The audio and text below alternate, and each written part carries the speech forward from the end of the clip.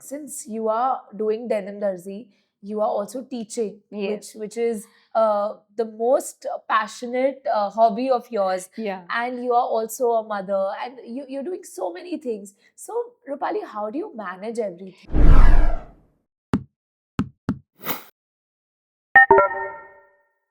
How Yes, do that you is strike a that I balance? think, all mothers, they will agree, even your mother will agree.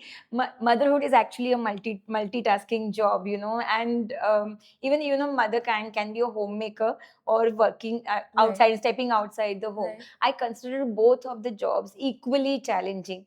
I Right. find mothers who are homemakers, they have a lot on their hands, and their hands are Yes. full, uh, because when we step out, when working moms, they step out to work, they're actually little bit for some time disconnected from what's going back home. Behind, yes. So yes, it's not an easy task, I must admit. Sometimes you have that anxiety that whether I'm doing something right, am I doing justice to my kids, I should have been there for them.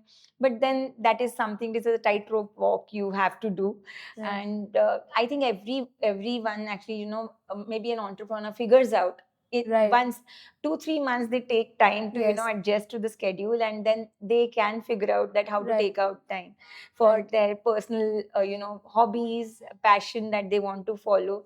Right. Most of them actually are lucky to follow the passion and turn it into a business. Business, exactly. Yes, but I also want to share one opinion here, which I have, that sometimes what happens, we are so engrossed in turning that passion into business, that then we lose connect, and we stop enjoying that process. Okay, yes. I feel that that every entrepreneur should have that intact, because once you get into the a loop of getting that money flowing and everything, you should not lose touch with the passion with which Yes. you started the brand for the first time.